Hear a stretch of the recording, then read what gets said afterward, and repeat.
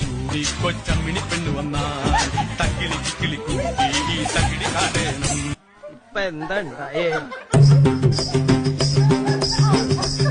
ഇനിയുള്ളത് ഞാൻ പറഞ്ഞു തരില്ല, നീ എന്താന്ന് വെച്ചാൽ ആലോചിച്ചിട്ട്.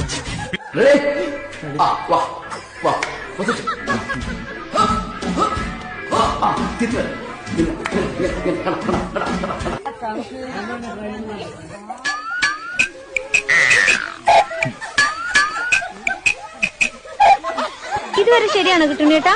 ഇതുവരെ വളരെ ശരിയാണ്.